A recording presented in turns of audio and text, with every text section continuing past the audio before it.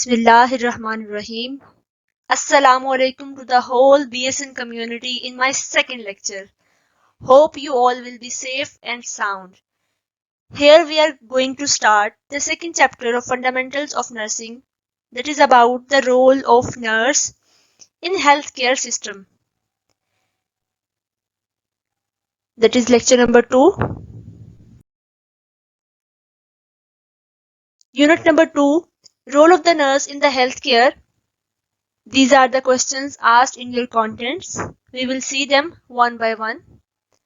Define professional, characteristics of a profession, role of a professional nurse, description of career roles, description of a role as communicator,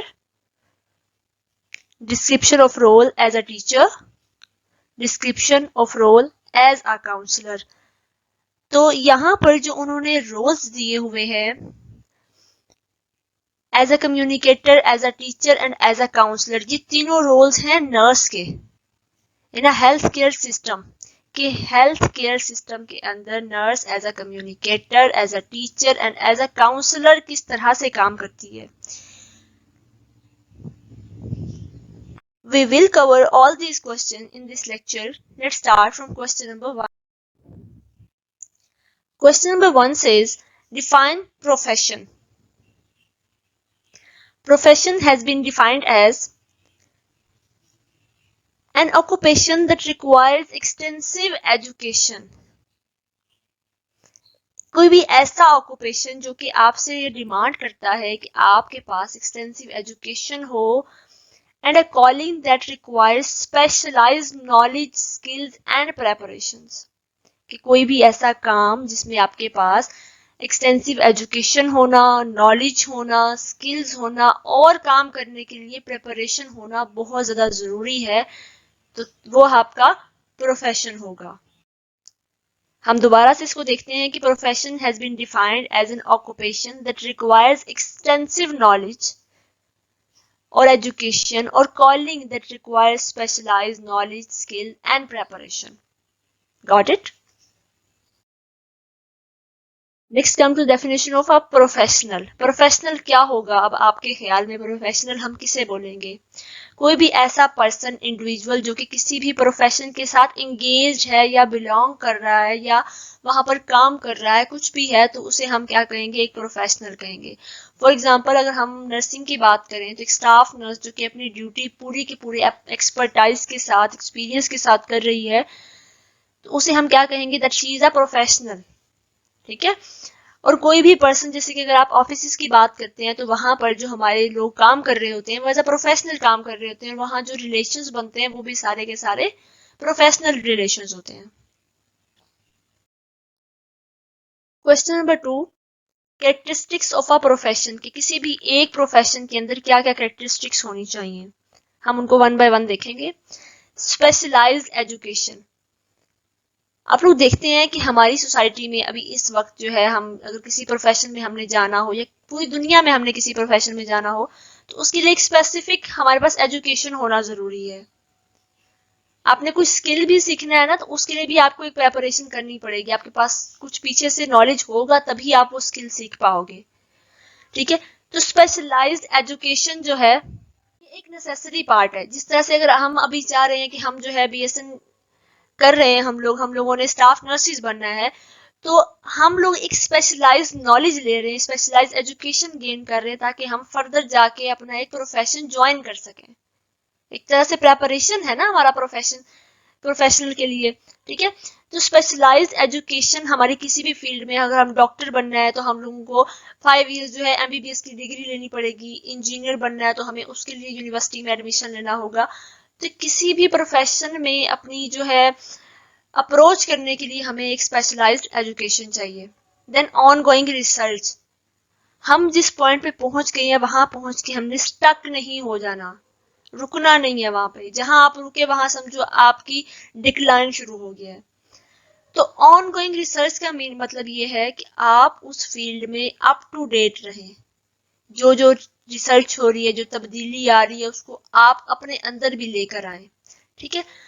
then comes body of knowledge. Body of knowledge का मतलब ये होता है कि आपके पास इतनी education होनी चाहिए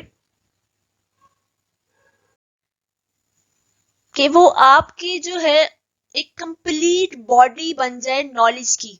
ठीक है, कि मतलब आपके पास इतना नॉलेज हो कि आप जहां कहीं खड़े होके बात करो तो आपकी उस बात की कुछ ना कुछ जो है वो वैलिडिटी हो। ठीक है, अगर हम नर्सिंग प्रोफेशन की बात करते हैं तो नर्सिंग प्रोफेशन इस वक्त जो है एक well defined body of knowledge जो है वो इस्टेब्लिश कर रहा है। ठीक है, कि उनके पास एक स्पेसिफिक सिलेबस आ गया, स्पेसिफिक रिसर्च आ गई, एक आपके पास एक पूरी बॉडी ऑफ नॉलेज बन गया, इंफ्रास्ट्रक्चर फ्रेमवर्क बन गया, जिससे कि आपके सारे के सारे कॉन्सेप्ट जो हैं वो हर लेवल पे क्लियर होते जा रहे हैं। Then comes code of ethics, the most most important point.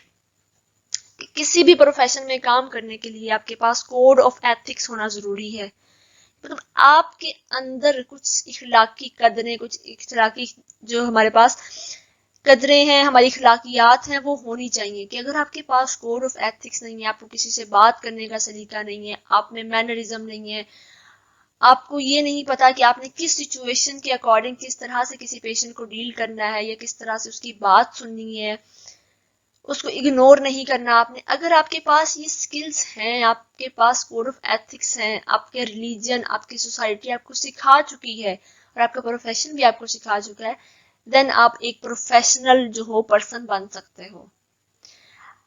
किसी भी फील्ड में अगर आपके पास कोड ऑफ एथिक्स नहीं है तो वहां पे डिजास्टर आ जाता है, वहां का कभी भी स्ट्रक्चर जो है वो कभी भी कायम नहीं रहता है। ठीक है, नेक्स्ट हम चलते हैं ऑटोनॉमी। ऑटोनॉमी का मीन होता है कि मतलब खुद मुख्तारी। जिस डेजिग्नेशन पे आप हो वो डेजिग्नेशन आपको इतनी अथॉरिटी दे कि आप अपने प्रोफेशन के लिए कुछ बेनिफिशियल सोच सको, अपनी क्रिएटिविटी को इस्तेमाल करते हुए विद इन योर प्रेमिसेस। अगर हम नर्सिंग प्रोफेशन की बात करते हैं तो जो एक्सपर्ट नर्स होती है वो ऑटोनमस होती है। उसके पास इतना राइट होता है, इतनी अथॉरिटी होती है कि वो अपने पेशेंट की कंडीशन देखते हुए अकॉर्डिंग टू सिचुएशन उसके लिए डिसीजन मेकिंग करती है। ठीक है, नेक्स्ट हम देखते हैं सर्विस ओरिएंटेशन क्या होती है। सर्विस ओरिएंटेशन का ये मतलब है कि आप अपनी सर्विस किन को प्रोवाइड कर रहे हो और किस बेनिफिट के थ्रू प्रोवाइड कर रहे हो। तो अगर हम जनरली देखें किसी भी प्रोफेशन को तो वहां पे हमारा मेन पर्पस क्या होता है, अर्निंग होता है। ठीक है, सर्व करना नहीं होता है। तो जो नर्सिंग प्रोफेशन है उसके अंदर हम क्लाइंट्स को सर्व कर रहे होते हैं, उनके साथ एम्पैथेटिक हो रहे होते हैं, उनको केयर प्रोवाइड कर रहे होते हैं। तो ये एक तरह से हम कह सकते हैं कि जो नर्सिंग प्रोफेशन है वो प्राइमरीली प्रॉफिट के लिए नहीं है, ये सर्विस के लिए है। Then comes professional organisation.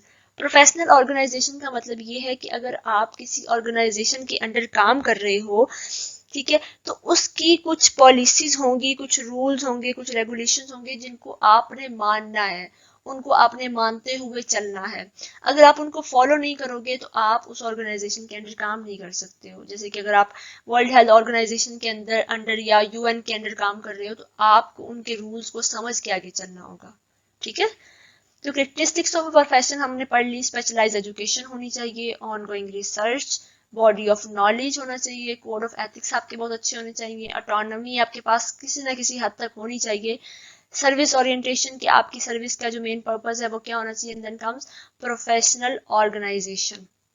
ठीक है, अब अगर हम बात करते हैं नर्सिंग एज अ प्रोफेशन की, तो नर्सिंग प्रोफेशन की क्या कैरेक्टरिस्टिक्स हो सकती हैं, ये सेकंड क्वेश्चन का ही नेक्स्ट पार्ट चल रहा है।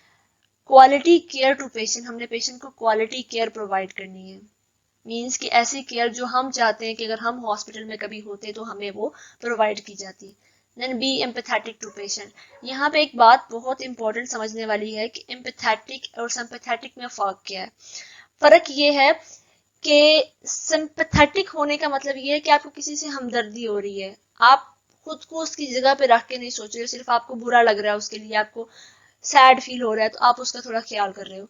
एम्पैथेटिक का मतलब होता है कि किसी की जगह पे अपने आप को रख के सोचना। अगर किसी का कोई लॉस हुआ है, किसी की डेथ हो गई है, तो उस जगह पे अपने आप को रखकर सोचना कि अगर मैं उसकी जगह पर होता तो मेरी इस वक्त क्या कंडीशन होती और मुझे क्या नीड्स थी मेरी जो पूरी होनी चाहिए थी। तो आपने पेशेंट के साथ हमेशा एम्पैथेटिक होना है, सिंपैथेटिक नहीं होना। नेक्स्ट है must have current knowledge and practice standards. Current knowledge हम बात कर चुके हैं कि अप टू डेट नॉलेज होना चाहिए, ऑन गोइंग रिसर्च होनी चाहिए उस प्रोफेशन में, कि मुसलसल उसमें रिसर्च हो रही हो, कभी भी मतलब वहां पे रुकावट ना आए, ठीक है। तो करंट नॉलेज आपके पास होना चाहिए और प्रैक्टिस के स्टैंडर्ड्स होने चाहिए। जो पूरी दुनिया में स्टैंडर्ड्स चल रहे हैं नर्सिंग प्रोफेशन के, इंजेक्शन लगाने से लेके पूरी की पूरी सर्जरी प्रोसीजर्स तक, जो जो हमारे पास स्टैंडर्ड्स चल रहे हैं, हमने उसको फॉलो करना है। Then comes have critical thinking skills. Critical thinking बहुत ज्यादा इंपॉर्टेंट है नर्सिंग फील्ड में, कि अगर आपका पेशेंट क्रिटिकल है तो आपने उस टाइम में पैनिक नहीं होना, आपने डिसीजन मेकिंग करनी है उस क्लाइंट के लिए, उसके बेनिफिट के लिए, कि इस वक्त इसके लिए सबसे नेसेसरी क्या चीज है, ठीक है। तो अगर हम बात करें कि किसी भी प्रोफेशन की कैरेक्टरिस्टिक्स की, तो मैंने आपको पीछे सारी कैरेक्टरिस्टिक बताई हैं, और ये स्पेसिफिक कैरेक्टरिस्टिक हैं जो कि किसी भी नर्सिंग प्रोफेशन के अंदर आएंगी, ठीक है। Various stages of nursing proficiency. हमने किसी भी प्रोफेशन की कैरेक्टरिस्टिक्स पढ़ी है, नर्सिंग प्रोफेशन की कैरेक्टरिस्टिक्स पढ़ी है, ठीक है। और उसी के हवाले से ये कुछ कैरेक्टरिस्टिक्स थी जो कि various stages of nursing proficiency के नाम से हम इनको डिफाइन करते हैं, कि एक नर्स अपने पूरे करियर के दौरान जिन 5 लेवल से गुजरती है, ठीक है, उनको हम डिस्क्राइब करेंगे कि किस किस तरह से उसके प्रोफेशन के अंदर बेटरमेंट्स आती हैं और किस किस तरह से वो काम करती है, ठीक है। तो ये क्वेश्चन इंपॉर्टेंट था, तो मैंने इसलिए इसके अंदर ये ऐड कर दिया बुक में, ये बॉक्स की फॉर्म में आपको मिल जाएगा, ठीक है। तो सबसे पहले आती है novice, no experience, that is nursing student जो इस वक्त आप हैं। परफॉर्मेंस इज लिमिटेड, आपको पता है कि आप अभी तक इतनी अच्छी तरह से परफॉर्म नहीं कर पाते हैं हॉस्पिटल जाके, अभी क्योंकि आपके पास एक्सपीरियंस नहीं है, सिर्फ एजुकेशन है।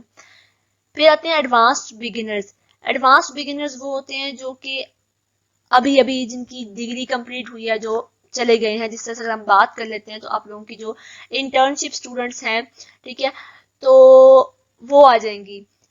तो इम्प्रूव परफॉर्मेंस, उनकी परफॉर्मेंस बेहतर आदत हो जाती है, वो जजमेंट्स बना सकते हैं, रिकग्नाइज रियल सिचुएशंस। अगर उनके सामने किसी पेशेंट की कंडीशन क्रिटिकल हो रही है तो वो आइडेंटिफाई कर सकते हैं कि इस पेशेंट की कंडीशन जो है वो क्रिटिकल हो रही है और इसमें मुझे किसी को इन्फॉर्म करना है, ठीक है। फिर आते हैं कम्पिटेंट प्रैक्टिशनर, उनके पास 2 से 3 साल का एक्सपीरियंस होता है और वो इम्पोर्टेंट एंड अनइम्पोर्टेंट फैक्ट के दरमियान डिफ्रेंशिएट कर सकते हैं। इसका मतलब क्या है कि उनको पता होता है कि क्लाइंट के लिए खाना ज्यादा जरूरी है इस वक्त, सोना ज्यादा जरूरी है, या उसके लिए वॉक करना ज्यादा जरूरी है। तो अगर क्लाइंट के लिए वॉक करना ज्यादा जरूरी है तो वो एम्फेसाइज करेंगे कि वो वॉक करे, मतलब वो इंपॉर्टेंट फैक्ट को अनइम्पोर्टेंट फैक्ट से डिफ्रेंशिएट कर सकते होंगे। देन कम्स प्रोफिशिएंट प्रैक्टिशनर्स, उनके पास 3 to 5 years का एक्सपीरियंस होता है। उनकी डिसीजन मेकिंग एबिलिटीज होती है वो स्ट्रांग हुई होती है, इम्प्रूव्ड होती है। Focus is on long term goals, अगर वो किसी पेशेंट को देखते हैं तो वो लॉन्ग टर्म गोल्स पे फोकस करते हैं और वो उनके लिए, पेशेंट्स के लिए डिसीजन जो है वो बेटर बना सकते हैं as compare to competent practitioner और advance beginner. Then comes expert practitioner, हम बात करें कि हेड नर्सेज की अगर हम बात कर लें या सुपरिटेंडेंट की बात कर लें, तो उनकी प्रोफेशनल प्रैक्टिस जो होती है वो फ्लूइड होती है, मतलब उसमें कहीं किसी किस्म का कोई आपको गलती, कोई एम्बिग्यूटी कुछ नहीं मिलता आपको, ठीक है। तो उनको फर्दर किसी भी किस्म की गाइडलाइंस की जरूरत नहीं होती है। और हाईली एनालिटिकल एबिलिटीज होती हैं कि बहुत ज्यादा वो रिकग्नाइज कर सकती हैं क्लाइंट की कंडीशन देख के, उसको बता सकती हैं कि वो किस स्टेज से गुजर रहा है इस वक्त, डिजीज की क्रिटिकल कंडीशन उसकी है या नहीं है, या फर्दर कुछ टाइम में होने वाली है, तो वो लोग जो है वो आइडेंटिफाई करके बता सकते हैं। तो ये आप लोगों को क्लियर हो गया, तो हम नेक्स्ट पे चलते हैं। Question number 3, roles of a professional nurse. की जो प्रोफेशनल नर्स है वो अपनी ड्यूरिंग ड्यूटी कौन कौन से रोल जो है वो प्ले करती है। The first one is care giver. Care giver का मतलब क्या होगा कि care provision.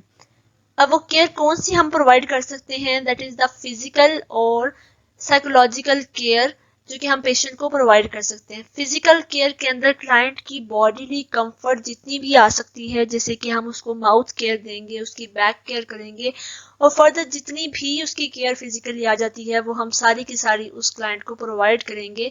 And then come psychological care. Psychological care में अगर हमारा क्लाइंट या जो पेशेंट है वो एंग्जाइटी में है, डिप्रेशन में है या कोई स्ट्रेस फेस कर रहा है, तो हम लोगों ने उसको साइकोलॉजिकल केयर प्रोवाइड करनी होती है। सेकेंड रोल है एज अ कम्युनिकेटर। ये रोल बहुत ज्यादा इंपॉर्टेंट है, क्योंकि जब तक हम क्लाइंट से कम्युनिकेट नहीं करेंगे तब तक हमें क्लाइंट की नीड्स का पता नहीं चलेगा और हम उनको एड्रेस नहीं कर पाएंगे। तो हम इसमें क्लाइंट के साथ कम्युनिकेट करते हैं और उसके साथ साथ क्या होता है कि जो क्लाइंट के सपोर्ट पीपल होते हैं, जो उसके फैमिली मेंबर्स होते हैं, उनसे कम्पीट जो है हम कम्युनिकेट करते हैं और कम्युनिकेट करके जो है हम क्लाइंट की नीड्स का पता चलाते हैं और फिर उनको डील करते हैं हम। और अगर क्लाइंट की कंडीशन जो है वो क्रिटिकल हो रही है तो हम उस बारे में भी उसके सपोर्ट पीपल को और क्लाइंट दोनों को इन्फॉर्म कर सकते हैं। थर्ड रोल आ जाता है एज अ टीचर। टीचर क्या करता है? टीचर का नॉर्मली काम क्या होता है कि उसने किसी भी सिचुएशन के जो एस्पेक्ट्स हैं वो सारे के सारे खोल कर बताने होते हैं, फैक्ट जो है उनको डिस्क्राइब करना होता है। तो एज अ टीचर अगर जब नर्स काम करेगी तो teach the client about health and health care problems, कि पेशेंट को उसकी हेल्थ के बारे में हमने बताना है और हेल्थ रिलेटेड जो भी प्रॉब्लम्स उसको आ रहे हैं, फॉर एग्जांपल अगर उसको कोई डिजीज आ रही है, कोई इलनेस आ रही है या कोई रिस्क फैक्टर्स हैं जो कि उसको फ्यूचर में डिजीज कॉज कर सकते हैं, या कोई हमारे एंडेमिक है, एपिडेमिक अगर आ जाती है किसी भी इलाके में, तो उसके बारे में जो नर्स है वो क्लाइंट को टीच करेगी at the hospital level, community level और पूरी की पूरे कंट्री लेवल पे भी डील करेगी। फिर आ जाती है क्लाइंट एडवोकेट, कि नर्स जो है एज अ क्लाइंट लॉयर भी काम करती है, कि जब कोई भी ऐसा पर्सन जो क्लाइंट के लीगल इश्यूज को डील करना चाह रहा हो या लीगली उसको हार्म करना चाह रहा हो क्लाइंट को, तो उस कंडीशन में उस हार्म से बचाने के लिए नर्स जो है अपने पेशेंट को प्रोटेक्ट करती है। फिर आता है काउंसलर का रोल, कि एज अ काउंसलर नर्स क्या कर सकती है? तो काउंसलर के तौर पे नर्स जो है पेशेंट की जो प्रॉब्लम्स हैं उनको रिकॉग्नाइज करती है और पेशेंट को ऐसे अल्टरनेटिव्स, ऐसे मेथड बताती है जिनसे वो पेशेंट जो है उस प्रॉब्लम से कोप कर सकता है। एग्जाम्पल मैं आपको दे देती हूँ एक, कि अगर कोई पेशेंट स्मोकिंग करता है, नर्स को पता चलता है कि पेशेंट स्मोकिंग करता है, वो एड्रेस करती है उसकी प्रॉब्लम को और पेशेंट को कहती है कि आप जो है स्मोकिंग छोड़ दें, तो पेशेंट कहता है कि मैं आई कांट डू इट। ठीक है, तो उस कंडीशन में नर्स उसे क्या अल्टरनेटिव बताएगी कि आप कुछ ऐसा फर्दर कर लें कि जो आपको उसी तरह का रिलीफ देता हो। जैसे कि अगर आपको सिंगिंग पसंद है, आपको म्यूजिक पसंद है, आपको बुक रीडिंग पसंद है, तो जिस टाइम आपको लगे कि आपको सिगरेट पीनी चाहिए उस टाइम पे आप अपनी वो हॉबी कर लें, तो आपको कंफर्ट मिलेगा और आपकी जो बैड हैबिट है आहिस्ता आहिस्ता से डिमिनिश होती चली जाएगी। फिर आता है चेंज एजेंट। चेंज एजेंट के तौर पर नर्स किस तरह से काम करती है कि उसके इर्द गिर्द का पूरा इन्वायरमेंट, इवन के उसके पेशेंट, उसके हॉस्पिटल की सेटिंग्स, उसकी जो प्रैक्टिस के स्टैंडर्ड्स है वो सब कुछ चेंज हो रहा होता है।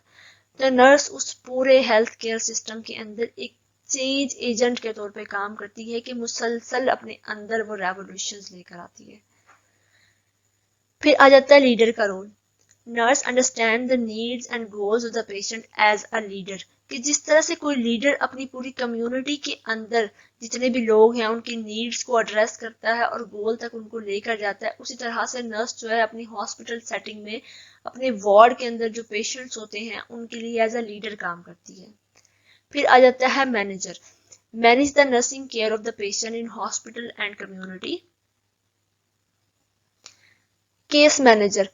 केस मैनेजर होता है कि स्पेसिफिकली अगर एक केस प्रोवाइड कर दिया गया किसी नर्स को, तो उसने क्या करना है कि उसने एक पूरी मल्टी डिसिप्लिनरी टीम को लेके चलना है। जैसे कि अगर किसी पेशेंट की सर्जरी होनी है, ठीक है, तो वो सर्जरी का केस होगा पेशेंट, ठीक है, तो उसको डील करते हुए एक नर्स किस किस से कम्युनिकेट करेगी?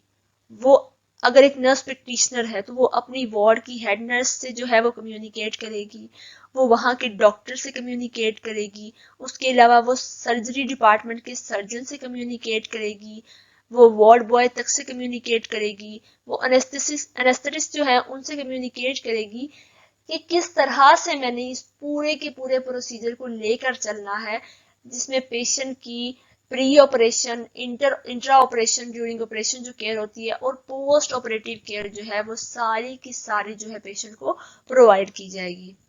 क्लियर है? फिर आ जाता है रिसर्च कंज्यूमर। नर्सिंग प्रोफेशन में चूंकि मुसलसल रिसर्च हो रही है, रिसर्चिंग फाइंडिंग्स आ रही हैं, तो नर्स जो है अपने पेशेंट की बदलती हुई कंडीशन को डील करने के लिए क्या करती है, जो रिसर्च हुई हुई है उसको रीड आउट करती है और वहां से फाइंडिंग्स को एक्सक्लूड करके जो है पेशेंट पे वो अप्लाई करती है। ठीक है, तो क्या होगा कि नर्स जो है एज अ रिसर्च कंज्यूमर भी काम करती है, use research findings to improve the clients care. तो ये हमारे 10 roles of a nursing professional nurse जो है वो हमारे कंप्लीट हो चुके हैं। वन क्या था? Caregiver, communicator, third one is teacher, fourth one is client advocate, counsellor, change agent, leader, manager, case manager and research consumer. ठीक है, डिस्क्रिप्शन ऑफ करियर रोल्स कि नर्सिंग प्रोफेशन में आगे फर्दर करियर्स क्या हैं। ये बहुत इंपॉर्टेंट क्वेश्चन है कि अक्सर बच्चों को ये पता नहीं होता कि आगे फर्दर नर्सिंग के बाद हम क्या कर सकते हैं। तो उनके लिए ये याद करना बहुत इंपॉर्टेंट भी है और उनके लिए बेनिफिशियल भी है कि आगे फर्दर करियर रोल्स क्या है जहां जहां पर वो जा सकते हैं स्टूडेंट। तो देखते चलते हैं हम। फर्स्ट करियर रोल है नर्स प्रैक्टिशनर की। आपकी डिग्री कंप्लीट होने के बाद आप प्रैक्टिशनर के तौर पे किसी भी हेल्थ केयर फैसिलिटी में, हेल्थ केयर सिस्टम में एज अ स्टाफ नर्स जो है आप जॉब कर सकते हैं। सेकंड पे आता है क्लिनिकल नर्स स्पेशलिस्ट। ठीक है, आगे मैं इन सबको डिस्क्राइब करूंगी। नर्स एनेस्थेटिस्ट होती हैं, नर्स मिडवाइफ होती हैं, नर्स रिसर्चर हैं, नर्स एडमिनिस्ट्रेटर हैं, नर्स एजुकेटर हैं और नर्स एंट्रप्रेन्योर हैं। ठीक है, practitioner, nurse specialist, midwife, researcher, administrator, educator, anaesthetist and entrepreneur. अब हम वन बाय वन इन सबको देख लेते हैं। Nurse practitioner, a nurse who has an advanced education and is graduate of a nurse practitioner program। जैसे कि एक diploma nurse या बैकलरेट डिग्री जो कि बीएसएन है, अगर वो कंप्लीट कर लेते हैं तो उसके बाद जो हमें जॉब मिलेगी वो एज अ नर्स प्रैक्टिशनर होगी। They are certified in areas such as adult nurse practitioner, family nurse practitioner, school nurse practitioner and pediatric nurse practitioner। ठीक है, तो ये डिफरेंट डिपार्टमेंट्स हैं जहां पर उस नर्स को सर्टिफिकेशन मिल जाती है कि वो इन डिपार्टमेंट्स में काम कर सकती है after completion of degree. They are employed in healthcare agencies or community-based setting. They are usually deal with non-emergency, acute और chronic illness and provide ambulatory care।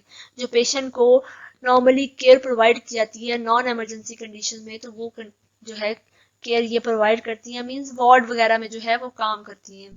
ठीक है, फिर clinical nurse specialist. Clinical nurse specialist का मतलब ये है कि अगर आप अपनी डिग्री कंप्लीट कर लेते हो, आइदर वो डिप्लोमा डिग्री है या बीएसएन की डिग्री है, तो उसके बाद 1 साल की स्पेशलाइजेशन होती है डिफरेंट जो है हमारे मेडिकल डिपार्टमेंट्स में। फॉर एग्जांपल, अगर आप स्पेशलिटी ले लेते हो क्रिटिकल केयर नर्सिंग की, या आप जो है पीडियाट्रिक नर्सिंग की, या आप सर्जरी में ले लेते हो स्पेशलिटी, तो आप जो होगे क्लिनिकल नर्स स्पेशलिस्ट बन जाओगे।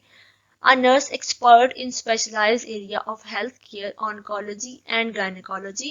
The nurse provide direct client care, educate others and also give consultation and do research in the nursing field। तो जो उनकी फील्ड की स्पेशलिटी होती है उसी स्पेशलिटी में वो फर्दर रिसर्च कर सकते हैं और कंसल्टेशन भी कर सकते हैं, कि मतलब वो किसी भी हेल्थ केयर फैसिलिटी पे बैठकर पेशेंट को मेडिसिन भी कंसल्ट कर सकते हैं।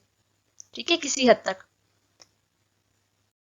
नर्स मिडवाइफ, नर्स मिडवाइफ की अगर हम बात करें तो नर्स मिडवाइफ जो है आपको पता है कि ड्यूरिंग डिलीवरी जो है पेशेंट को केयर प्रोवाइड करती हैं।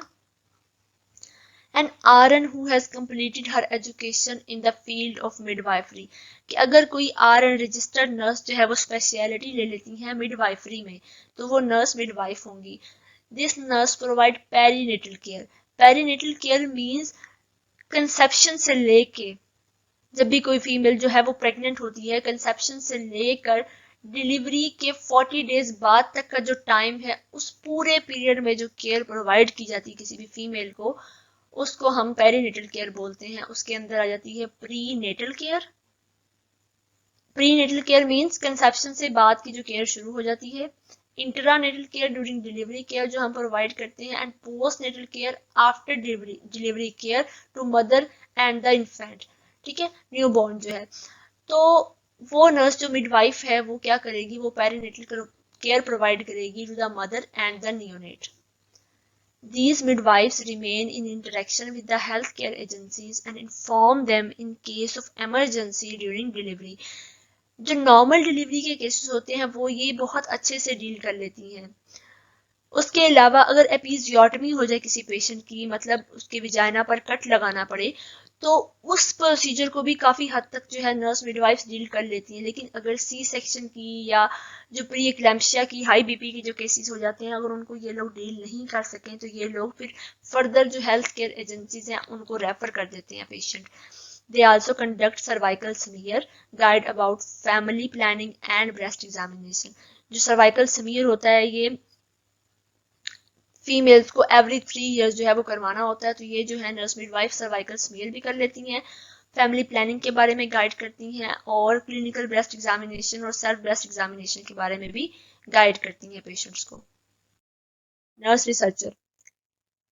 Researcher investigate the problem originating in the nursing field, कि नर्सिंग फील्ड में जहां जहां पे जिन जिन लोगों को जो जो प्रॉब्लम्स आ रही हैं उन लोगों को उनकी प्रॉब्लम्स को एड्रेस करती हैं, और उसके अलावा उन प्रॉब्लम्स को एनालाइज करके रिसर्च करती हैं। फिर रिसर्च आर्टिकल लिखे जाते हैं, उन आर्टिकल्स की पब्लिशिंग होती है। पब्लिशिंग होके वो आर्टिकल्स पूरी मतलब हमारी जो कम्युनिटी है या पूरी वर्ल्ड जो है वहां पे डिस्ट्रीब्यूट हो जाते हैं। इससे क्या होता है कि जो पूरी दुनिया में नर्सिंग का जो नॉलेज है वो अप टू डेट हो जाता है। तो नर्स रिसर्चर जो है ये बहुत ज्यादा काम कर रहे हैं आजकल के दौर में, और हमारे पास जितनी भी एडवांसमेंट आ रही है नर्सिंग फील्ड में वो नर्स रिसर्चर्स लेकर आ रहे हैं। They usually have education at doctoral level, PhD degree होती है ऑलमोस्ट इनके पास। हम चलते हैं नर्स एडमिनिस्ट्रेटर के पास। अगर हम उनकी बात करें तो एडमिनिस्ट्रेटर लफ्ज सुनते ही आपके पास क्या ज़हन में आता है आपके? एडमिनिस्ट्रेटर मींस मैनेजिंग अथॉरिटी, कि कोई भी ऐसी अथॉरिटी जो मैनेज कर रही है किसी भी हेल्थ केयर फैसिलिटी को। तो जो नर्स एडमिनिस्ट्रेटर होती हैं have usually a middle management position such as head nurse, supervisor और sometime more senior management position जैसे कि director of nursing and nursing superintendent। ठीक है, तो इनका काम क्या होता है, इन्होंने केयर प्रोविजन में सिर्फ इनका इतना रोल होता है कि इन्होंने वो पूरा सेटअप बना के देना होता है जहां पर केयर प्रोवाइड की जा सके। आप लोग बहुत सारे लोग फेमिलियर होंगे हेड नर्सेस किस तरह से काम करती हैं। वो पूरे के पूरे वार्ड का एक सेटअप मेंटेन करके रखती हैं, वो स्टाफ्स की ड्यूटीज को मैनेज करती हैं, उसके अलावा मेडिसिन कहाँ से आ रही है कितनी आ रही है उन सबको एडमिनिस्टर करना वो किसका काम है, वो सब काम जो है वो हेड नर्स का काम है। उन्होंने मैनेज करना होता है, बजट्स वगैरह को मैनेज करना होता है। The responsibilities of administrator is to manage budgets, staff distribution in different wards and ward management. ठीक है, education required is usually a baccalaureate degree program, that is BSN, masters or doctoral degree. Clear? Nurse educator, ये इसमें हमारे पास वो लोग आ जाते हैं जो कि एजुकेशन फील्ड में चले जाते हैं और नर्सिंग स्टूडेंट्स को टीच करते हैं। They are employed in nursing programs in nursing schools and colleges for teaching as a nursing instructors. They usually have a baccalaureate degree or more advanced education in particular area of practice, मतलब उनके पास कोई speciality वगैरह होती है। They also have a clinical experience that help them efficiently in teaching. They are responsible for class lectures, कि वो class में lectures भी provide करते हैं, as well as clinical teaching, कि वो clinical area में जो है अपने स्टूडेंट्स के साथ जाके उनको टीच भी करते हैं। Okay. Nurse anaesthetist, anaesthetist mean anaesthesia देने वाले, ठीक है। अब एनेस्थीसिया कब दिया जाता है पेशेंट को? ड्यूरिंग सर्जरी दिया जाता है mostly. A nurse who has completed advanced education in the field of anesthesiology, कि वो नर्स जिसने स्पेशलिटी कर ली हो एनेस्थीसियोलॉजी में, तो वो नर्स एनेस्थेटिस्ट बन सकती है। This nurse perform her duty in pre operative assessment of client. Pre operative assessment के बारे में चले आपको थोड़ा सा इसके बारे में बता देती हूँ कि प्री ऑपरेटिव असेसमेंट क्या होती है। सर्जरी से पहले हमने पेशेंट को मुकम्मल तौर पर चेकआउट करना होता है कि उसके अंदर कौन कौन सी प्रॉब्लम जो है वो चल रही हैं। मीन्स कि उसको बीपी का इशू है, उसको जो है कार्डिक प्रॉब्लम है कोई फर्दर, या उसको डायबिटीज है, या उसकी बॉडी में कोई इन्फेक्शन चल रहा है। तो हम लोगों ने पहले से ही असेसमेंट करनी होती है ताकि ड्यूरिंग सर्जरी जो है अगर किसी तरह की कोई प्रॉब्लम उठती है बीपी के हवाले से, ठीक है, या हार्ट के हवाले से, या कोई भी इन्फेक्शन के हवाले से, तो हम उसको डील कर सकें, ठीक है। तो जो हमारे पास नर्स एनेस्थेटिस्ट है वो क्या करती हैं, वो प्री ऑपरेटिव असेसमेंट करती हैं क्लाइंट की।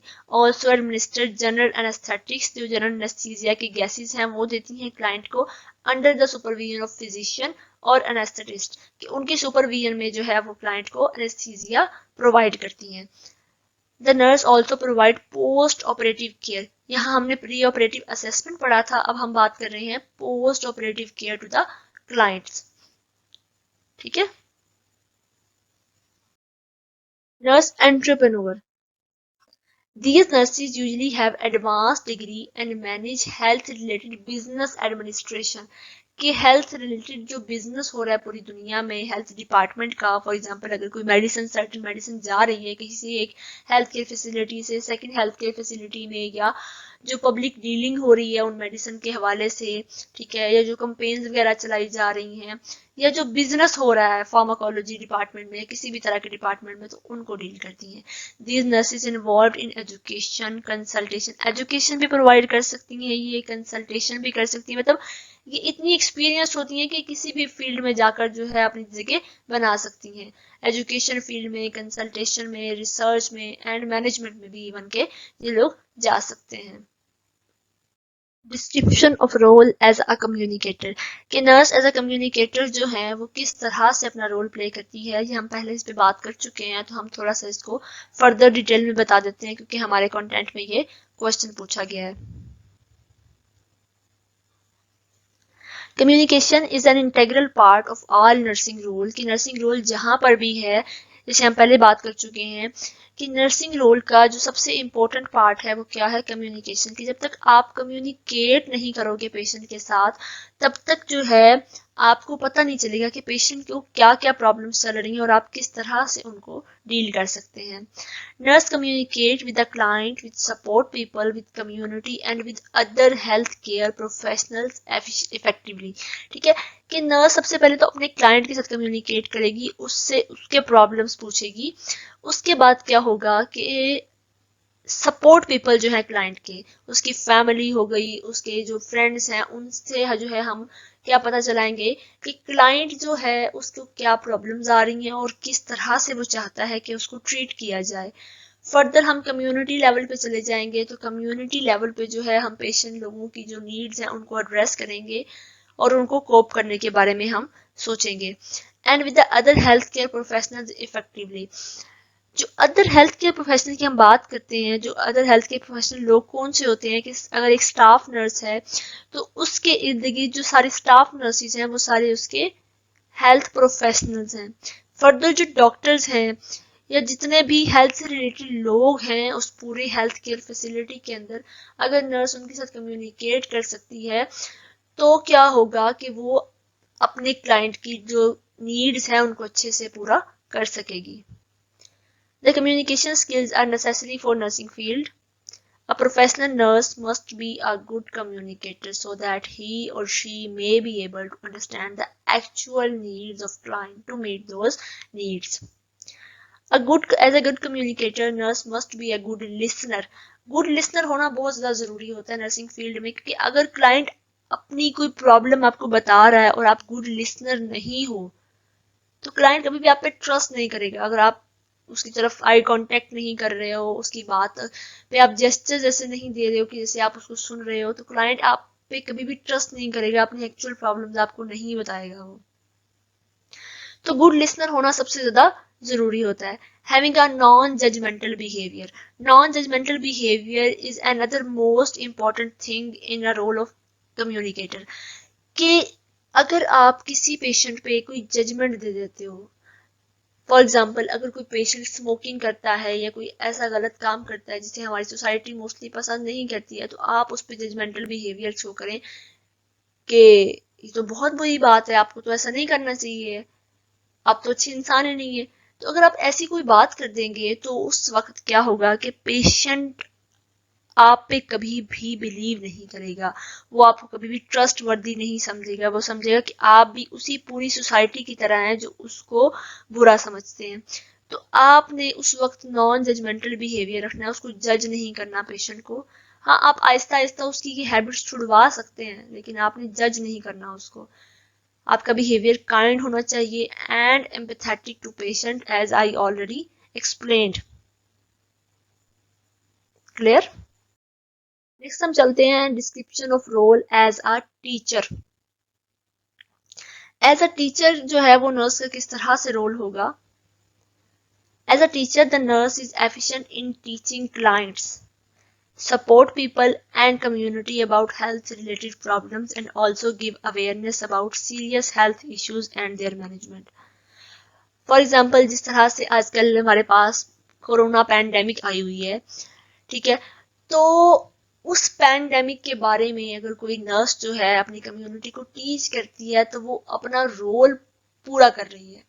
ठीक है, अगर किसी सोसाइटी में कोई एपिडेमिक आ गई, कोई डिजीज स्प्रेड कर रही है, किसी पर्सन की हैबिट्स ऐसी आपको नजर आ रही है कि ये हैबिट्स फर्दर फ्यूचर में जाके इसके लिए प्रॉब्लम बन सकती हैं, तो आप अगर पहले से उस पेशेंट को गाइड कर रहे हो तो क्या होगा, वो आपका रोल एज अ टीचर। आपने उस पेशेंट को टीच करना है, उसकी जो है सपोर्ट पीपल को टीच करना है, कम्युनिटी को टीच करना है। अगर कोई पेशेंट जो है वो डायबिटिक है, ठीक है, तो उसमें आप किस तरह से पेशेंट को टीच कर सकते हो कि आप उसको बताओगे कि उसकी डिजीज जो है वो एक तरह से परमानेंट डिजीज है, टिल डेथ उसकी डिजीज चल रही है। ठीक है, तो आप उसको उसकी डाइटरी हैबिट्स के बारे में गाइड करोगे, ना सिर्फ उसको बल्कि उसके सपोर्ट पीपल को आप गाइड करोगे।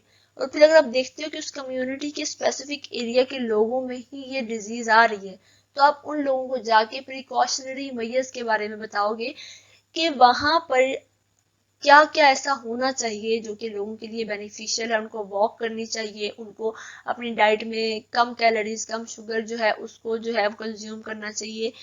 तो जो आप उस वक्त जो एजुकेशन प्रोवाइड कर रहे हो वो आप अपना रोल एज अ टीचर जो है उसको प्ले कर रहे होते हो। They also manage community based lectures for well being of people. Community based companies जो होती हैं और जो लेक्चर्स होते हैं उनको भी ये मैनेज करती हैं। Nurse determine the clients learning needs. आपने एड्रेस करना होता है कि क्लाइंट की किस लेवल पे आके लर्निंग नीड्स है, उसको किस लेवल की लर्निंग चाहिए है, आइदर वो लर्निंग के लिए तैयार भी है या नहीं है, लर्निंग के लिए क्या क्या स्पेसिफिक गोल्स होने चाहिए कि जब आपका वो लर्निंग सेशन कंप्लीट होगा तो आपकी जो कम्युनिटी है वो किन किन गोल्स को जो है वो कंप्लीट कर सकेगी, और उन गोल्स के लिए क्या टीचिंग स्ट्रेटजीज होनी चाहिए। They also teach nursing students how to solve health related issues and how to meet the needs of the client. कि जो एज अ टीचर है ना, वो नर्सिंग इंस्ट्रक्टर के तौर पे भी काम कर रही हैं कि वो क्लाइंट को अपने स्टूडेंट्स को बता रही होती हैं कि किस तरह से जो है किसी भी हेल्थ रिलेटेड इशू जो है उसको डील करना है, और क्लाइंट की जो नीड्स है उनको किस तरह से फुलफिल करना है। क्लियर? नेक्स्ट हम चलते हैं description of role as a counsellor. कि एज अ काउंसलर जो है नर्स किस तरह से अपना रोल प्ले कर सकती है। तो सबसे पहले हम देखते हैं कि काउंसलिंग क्या होती है।